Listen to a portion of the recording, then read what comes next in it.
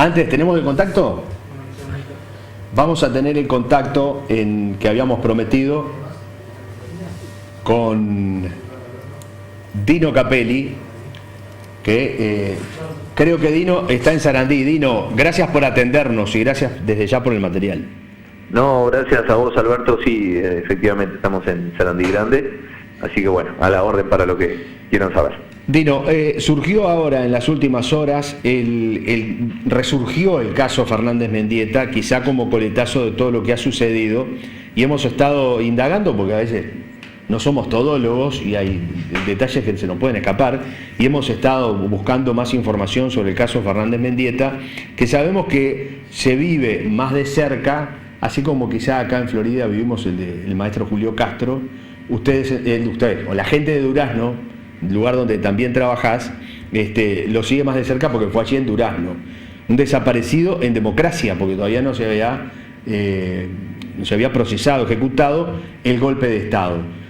¿Cómo es que lográs, primero que nada, este contacto con este ex militar que, por lo que contó, y yo ya difundí una parte del audio que nos facilitaste, era el que estaba cuidando la puerta del sótano donde torturaron y finalmente mataron a este ciudadano uruguayo? Exactamente, Alberto, tú ya emitiste eso y contextualizaste un poco lo que es lo que fue el hecho, ¿verdad? Ocurrido en 1973, como vos bien decías, algunos días antes del golpe de Estado. Es un muerto en democracia, es un muerto donde había una responsabilidad del Estado elegido por la ciudadanía, en este caso, ¿verdad?, con Juan María Bordaberry como presidente. En determinado momento me llegó un mensaje texto de un contacto que no tenía, aduciendo de que tenían que pagar los culpables, textualmente. Alude a dos alférez que en ese momento estaban en funciones en el regimiento de caballería número 2 de Durazno, Blanco y Mieres. Este contacto me dice que él quiere declarar porque tienen que quedar los culpables, así textualmente, y bueno, a partir de ahí nos ponemos en contacto. En este caso, la persona aduce de que ya no puede vivir más sin decir lo que pasó en ese sótano, como vos bien decías, y bueno, a partir de así se genera un contacto que finalmente se traduce en un encuentro cara a cara. Por supuesto tenemos la identidad de la persona. Es un testigo, así lo definimos nosotros en la nota periodística que saldrá publicada mañana en Diario del Acontecer y seguramente también en Caras y Caretas en Montevideo, que no tiene problemas en dar su identidad luego de que hable con el fiscal Percival, es decir, luego de que declare en la causa que aún está abierta por la muerte de Óscar Felipe Fernández Mendieta. Una persona que, como vos bien decías, Alberto, es el mártir del departamento de Durazno, ¿verdad? Un peón rural, casado en ese momento, 26 años, con la señora embarazada, trabajador de la zona, que, bueno, de alguna manera es ese emblema que dejó lamentablemente la época predictadura, o ya dictadura propiamente dicha, en el vecino departamento. Bien, y ¿cuándo va a declarar este ex militar? Este ex militar ya estuvo en contacto con la Secretaría de Percivale. Él me dijo que quería publicar antes de la declaración. Él entiende que esa forma de exorcizar todo lo que él vivió y que hasta el momento no había dicho a nadie es a través de un medio de comunicación, como en este caso eligió a Diario El Acontecer de Durazno, y también luego la declaración en la Fiscalía. No tiene clara la fecha. Él entiende de que él ya está a la orden, de que Percivale lo puede llamar en el momento que él entienda, pero no tiene todavía una fecha prefijada para ir a declarar a Montevideo. ¿Te da la sensación de que tiene miedo que le pase algo? No, Alberto, realmente no. Las sensaciones fueron muchas y muy encontradas. Fue una conversación que tuvo momentos tensos, momentos de emoción, momentos de empatía también por una persona que, como él decía, en aquel momento tenía 18 años, terminó el liceo. Lo que había en Durazno para hacer en ese momento laboralmente era enrolarse en el ejército, y fue lo que él hizo. Una persona que poco tiempo después ya deja el ejército y que desde ese momento fue perseguido de alguna manera. Él entiende como que hubo momentos en que le dijeron, bueno, tenés que seguir callado, esto no se lo cuentes a nadie, esos aprietes, como le podemos decir en la jerga policial o militar, eso sí lo sufrió. Nunca me habló de miedo, sí de mantener ese silencio, que creo yo era más el tema de aquello que los militares también tenían, ¿verdad? De guardar determinado respeto u orden hacia las jerarquías. Inclusive un momento donde él, Alberto, me dice que cuando la señora de Fernández Mendieta vuelve de Inglaterra a Durazno, lo contacta, se entera de que él había sido uno de los últimos que vio con vida a su esposo, lo contacta, inclusive allí, en presencia de la esposa del asesinado, no dice nada, pero nunca menciona la palabra miedo. Él entiende que fueron determinadas situaciones que le fueron llevando a guardar eso, hasta que bueno, en esta situación, año 2019, ya sin poder soportar más el peso, el agobio de toda esta información, bueno, decide darlo a conocer. Ahora, Dino, la esposa lo contacta a él porque se entera que él estuvo como carcelero, digamos, el que estaba custodiando el lugar, el sótano donde lo tuvieron detenido. Y la justicia nunca lo llamó. Él nunca testificó para la Comisión para la Paz, las comisiones que se formaron bajo gobiernos democráticos o alguna otra institución. La justicia misma. Jamás testificó. La señora lo contacta a partir de que un otro militar, que también estuvo trabajando en el regimiento número 2, le informa: mira, el que fue uno de los últimos que vio con vida a tu esposo fue esta persona, este testigo. Fue a partir de ahí que intenta contactarlo y bueno, él se rehúsa a dar la información en ese momento. Recordemos que la esposa de Fernández Mendieta vivió y vive en Inglaterra. En este caso, él entiende desde su militancia muy cercana al Partido Comunista. En este momento estamos hablando de que este testigo que nosotros obtuvimos ha estado muy cercano al Partido Comunista, si bien no es una militancia activa, sí adhiere a muchas de sus ideas. Es alcohólico anónimo. Dentro del grupo de alcohólicos anónimos se le recomendó que fuera a un cura, a confesarse, a un pastor. Él elige a un conocido por todos los floridenses, como es el cura Arrillaga, Alberto, que es una persona conocida dentro de la comunidad católica. Arrillaga también le toma de alguna forma la confesión y le recomienda en determinado momento que puede ir a la prensa. Entonces fue todo un proceso el que vivió este testigo para finalmente autoconvencerse de que sí, de que era el momento de dar a conocer. Y creo yo que, como tú decías, Alberto, este contexto, esta coyuntura que está viviendo el Uruguay en estos días aceleró ese proceso, ¿verdad? Capaz que si no se daba todo esto que se ha vivido con las jerarquías del ejército, capaz que este testigo tampoco daba su testimonio a nosotros en este momento. Una última por hoy y por ahora, porque aprovechando el tiempo, para después mañana, bueno, ya a partir de las próximas horas tener el testimonio a través del acontecer. Seguramente muchos van a tratar de obtener el acontecer y si no lo verán por internet. Exacto. Sobre todo los que estamos en Florida o fuera de Durazno. Generalmente cuando hacemos una entrevista tenemos la posibilidad o la percepción de darnos cuenta si cuando hacemos una pregunta la persona nos responde, nos está diciendo o no la verdad. Eso, con el paso del tiempo, en tu caso, que hace muchos años que venís haciendo entrevistas, deduzco que te das cuenta. ¿Le creíste en su totalidad el testimonio a quien entrevistaste? Vos sabés que sí, Alberto, a partir de que yo entiendo la carga emotiva que debe significar para una persona ver morir a otra asesinada a golpes. Él en todo momento me dice de que no puede vivir más con los gritos de Fernández Mendieta en su cabeza. Son demonios, entiendo yo que son demonios con los cuales es imposible convivir. Una persona que está asistida psiquiátricamente, que confiesa su adicción al alcohol, de que quiere tener unos últimos años de su vida, más allá de que no es tan veterano, tiene menos de 70 años de edad, pero quiere vivir los últimos años de su vida tranquilo y en paz consigo mismo. Yo creo que él se fue de ese salón donde mantuvimos la reunión, en la redacción del diario, bastante más tranquilo de lo que llegó. Yo creo que sí, que dijo la verdad, sobre todo teniendo en cuenta que es una causa donde ya se sabe que Blanco y Mieres tuvieron culpabilidad.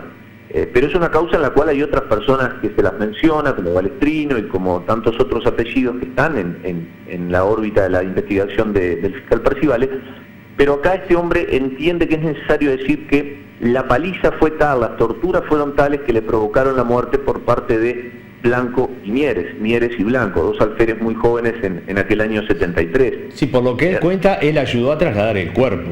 Él ayuda a trasladar el cuerpo, él tiene los indicios claros de lo que le hicieron, él vio esa hinchazón grande en la cabeza, vio las quemaduras con cigarrillos, vio ese cuerpo mojado, vio los golpes, vio los arañazos y escuchó, Alberto, y a los televidentes. Él escuchó, él no requirió saber más nada, producto de que nadie más estaba en ese sótano, ¿verdad? Una única puerta hacia el exterior que la flanqueaba a él. Entonces, si realmente le creí, una persona que entiendo que no tiene nada que ganar ni que perder, una persona que perdió, si era que había algún poco de miedo, lo perdió. Ya lo había perdido en parte cuando fue a la colocación de la placa que se hizo en las afueras del regimiento, cuando estuvo cara a cara con aquellos que hace algunas décadas atrás fueron carceleros, y él de alguna manera ya los enfrentó allí.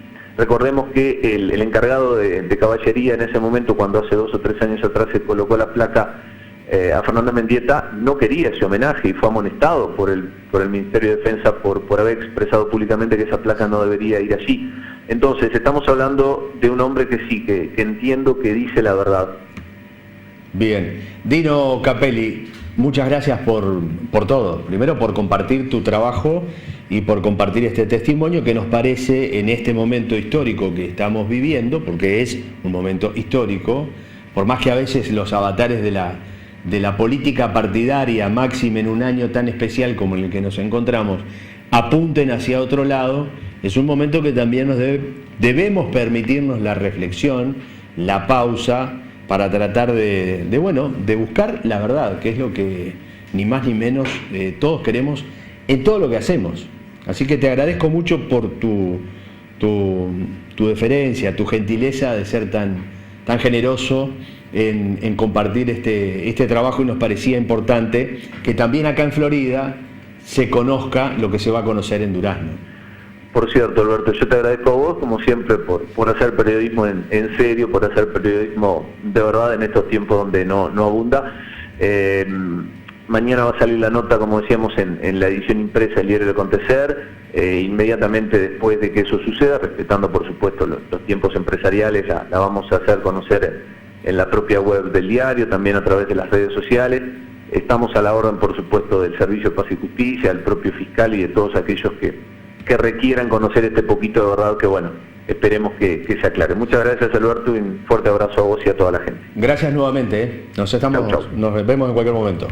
Y seguimos de largo hoy con el programa, Hoy seguimos de largo porque se nos va el tiempo y queremos cumplir con quienes han tenido la gentileza de venir. Ya hicimos la presentación, ya se sabe que hay ahora un movimiento, ya conocen, hay caras visibles de tantas otras que conforman este comando con Daniel Martínez. La pregunta era, antes de hacer este pequeño corte, ¿qué diferencia puede llegar a tener o qué nuevo impulso real puede llegar a tener un eventual nuevo periodo de gobierno del Frente Amplio? Perfecto. Porque algunos dicen, se agotó, hay precandidatos que dicen que se agotó el modelo del Frente Amplio. Exacto. Antes que nada, justamente el nuevo impulso asume este nombre precisamente porque entendemos que no solamente con manejo precandidato, como decía Silvia, no se gobierna solamente con una persona sola, sino que se gobierna justamente con equipos integrados de manera racional, con personas que sean idóneas también para las tareas, pero este nuevo impulso justamente es un impulso de profundización, a nuestro entender, de las transformaciones objetivas que nuestro país ha sufrido en los últimos 15 años. Y hablamos de verdades objetivas, por ejemplo, en cuanto a la transformación económica que sufrió nuestro país, de tener justamente situaciones de pobreza que rondaban el 30%, como lamentablemente está sucediendo hoy en día en Argentina, Río Uruguay de por medio, digamos, bajo el gobierno justamente de Mauricio Macri, a una situación actual en nuestro país, 2019, donde la pobreza se redujo sensiblemente. Estamos hablando de índices de pobreza que rondan el 8 o 9% dependiendo de la medición. Y con niveles de indigencia que prácticamente están a niveles históricamente bajos, ¿no? sumado a su vez también a las transformaciones históricas que sufrió nuestro país en torno a la adquisición de nuevos derechos por parte de toda la población en general, ¿no? En particular es importante tener en cuenta, dentro de esta nueva agenda de derechos, digamos, los derechos adquiridos por los trabajadores, parte esencial de la economía del país y que en gran parte sustentan también la producción nacional, ¿no? Que han tenido claramente una mejoría económica, objetivamente hablando. Estamos hablando de estadísticas que no solamente son provistas por el propio gobierno, sino también respaldadas por organismos internacionales, que es un elemento siempre a tener en cuenta, que dan muestra muy clara de que la mejoría económica ha sido real, que es palpable y que efectivamente fue producto precisamente de buenas decisiones políticas, una buena gestión política por parte de los gobiernos frentamplistas. Una cosa importante también a tener en cuenta, cuando hablamos de un cuarto gobierno no hablamos necesariamente de continuación de lo mismo, que es un poco lo que tú decías, ¿no? Que el proyecto político se agotó, que ya el Frente Amplio no da para más, que hay que cambiar. Sí, como que ya se terminó. Exacto. Hay quienes dicen ya está. Ya esto está liquidado, ¿para qué seguir insistiendo, digamos, ¿no? Sin embargo, precisamente de lo que se están olvidando estas personas es justamente lo que estamos comentando recién, ¿no? Estamos hablando de un proceso histórico, como tú decías también, estamos en momentos históricos para nuestro país, luego de 15 años en que el país precisamente tuvo una transformación estructural importantísima.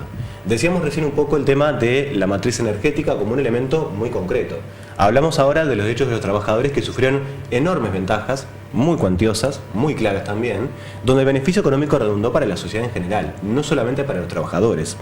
Recordemos también que los intereses del Frente Amplio van de la mano necesariamente también de los intereses de aquellos pequeños empresarios, aquellos empresarios con empresas más o menos medianas, donde también obviamente el trabajo sigue siendo también el que de alguna manera lleva el plato de comida a la mesa, ¿no? Y en este sentido entendemos también que la estabilidad económica que el Frente Amplio ha dado a nuestro país es claramente un síntoma y un signo de que el proceso debe continuar. Cuando hablamos de un cambio, hablamos justamente de un cambio, por lo menos del que presenta la oposición, prácticamente a ciegas. Hablamos, por ejemplo, de un cambio análogo a lo ocurrido en Argentina, lamentablemente no tan análogo a lo ocurrido en Brasil, que es desastroso, realmente una mancha histórica que va a durar mucho tiempo para poder volver a una situación aceptable. Incluso los propios brasileños se están arrepintiendo realmente de haber tomado una decisión así. Y que por lo tanto cuando hablamos de cambiar también tenemos que tener en cuenta esto, ¿no? El cambio hacia dónde. El cambio que nosotros proponemos, que por eso digo no es una continuidad sino que también es un cambio precisamente a favor de los intereses de los trabajadores, a favor de los intereses de los estudiantes, donde todavía tenemos igual una deuda también muy grande en cuanto al presupuesto destinado a la educación, que sigue siendo un debe de los gobiernos frentamplistas, que en este sentido también tenemos que tener en cuenta siempre también la autocrítica como un principio real y concreto el momento no solamente de hablarle al vecino, a la vecina, sino el momento de tomar decisiones del Estado también, ¿no? También se reclama, por ejemplo, y se dice que hay un costo, hay un peso del Estado que es muy grande. Exacto. Para otro tipo, tal vez hasta de los medianos productores hacia arriba, que afectan a los más pequeños. Hay críticas y cuestionamientos hacia eso. Se generó un movimiento, un solo Uruguay, por estos años, levantando esos reclamos. Exacto. ¿Qué respuesta hay a esto? Bueno, el tema es el siguiente. Yo me acuerdo que en una de las primeras expresiones que tuvo un solo Uruguay, se dijo textualmente, las políticas sociales es lo que nos está matando. Uno de los voceros. Ese es una visión de país que nosotros no queremos. Las políticas sociales son necesarias. No el asistencialismo, no es el Mides que regale, no, el Mides no regala nada. El Mides le da un empujoncito a los que están más sumergidos para lograr ciertos niveles mínimos de dignidad. Pero por favor, el Mides no mantiene vagos, saquémonos de la cabeza. Y las políticas sociales son necesarias. Venimos de un país ballista, donde el orgullo nacional de la Suiza de América fueron todas las políticas sociales que se hicieron en los primeros años del siglo XIX. Hoy, del siglo XX, perdón, en los primeros años del siglo XXI, el Frente Amplio propone profundizar todas esas políticas sociales para que haya una vida digna para todos. Pero eso conlleva también un cambio cultural, un cambio de cabezas, un cambio para entender que todos tenemos los mismos derechos. ¿Quién hubiera podido pensar hace 40, 50 años atrás que iba a haber consejos de salarios para las empleadas domésticas, cuando todo el mundo le llamaba a la sirvienta? Hoy no existe más, la sirvienta desapareció, fue un cambio cultural. ¿Por qué desapareció? Por suerte, porque hoy la dignísima empleada doméstica, tan digna como cualquiera de nosotros, y como el más alto y encumbrado universitario, tiene derecho a trabajar, a descansar, a ser considerada un ser humano, a tener consejo de salario y leyes que la protejan. De la misma manera que el peón rural, que toda la vida trabajó de sol a sol, sin derecho a nada, sin salario mínimo, sin nada. Bueno, hoy se está entreviendo, se está empezando a entrever que hasta pueden tener un sindicato, cosa que antes era concebida como un atropello, como un disparate. Entonces, cuando tú me hablas de un solo Uruguay, claro, hay una concepción de país que nosotros no compartimos. Y esa concepción de país hay que seguirla profundizando, hay que seguir batallando, ¿no?, hacia un cambio cultural. Y eso se logra de abajo para arriba y de arriba para abajo. Se logra con leyes y se logra con convicción. Eso es una dialéctica eterna. ¿Ah? Te pongo otro ejemplo, la ley del coscorrón, por ejemplo. Cuando recién surgió la ley del coscorrón, muchísima gente decía, pero qué disparate, ¿cómo no se lo va a poder pegar? No, no se puede. Si queremos educar, si queremos una sociedad no violenta, no le peguemos más a los niños, porque lo que le estamos transmitiendo es la idea de que el más grande y el más fuerte puede pegarle al más chico y al más débil.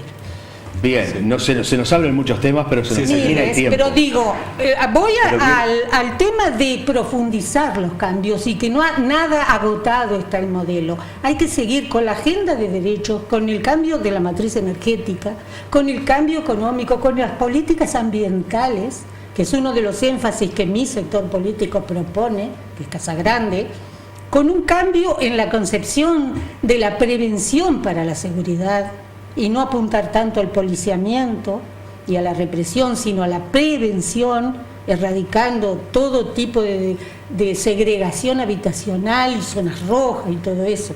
Entonces, si habrá por hacer, otra que agotado, el modelo, por favor.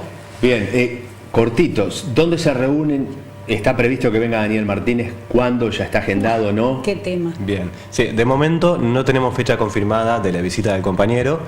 Como es de público conocimiento, él renunció a la intendencia recién el 1 de abril y la agenda de todo precandidato a la presidencia claramente es muy complicado para poder llegar, pero indudablemente el compañero prontamente estará llegando a Florida y obviamente estaremos comunicando a toda la ciudadanía para que pueda acompañarlo también en esa instancia, ¿no? Bien, ¿tienen algún día lugar donde se reúnen habitualmente? Nos reunimos en el local del frente. El Exacto. día es más bien rotativo porque Exacto. a veces inciden otros factores como la mesa política que no es fija. Exacto. O la reunión de bancada o la... Están en movimiento. Exacto, generalmente son los días lunes a las 8 de la noche, pero sugerimos que pasen justamente por Secretaría Administrativa del Frente Amplio a efectos de que les informemos adecuadamente en qué horario va a funcionar cada comando. Importante de mencionar también que al margen de que sea solamente por el compañero Martínez, cualquier compañero frente amplista de todo el departamento que quiera militar para cualquiera de los 4 muy buenos candidatos que tenemos con Frente Amplio, vaya a consultar, que obviamente le dirigiremos, digamos, hacia dónde puede efectivamente aportar su esfuerzo militante. Bien, les agradezco mucho por el tiempo que dispensaron para venir al muchísimas gracias programa. A vos, por tu gracias tiempo. por ofrecer la información y que cada uno en su casa la irá procesando adecuadamente. Exactamente. Se nos terminó el tiempo, como siempre, nos pasamos un minutito, ¿no? 2 minutos.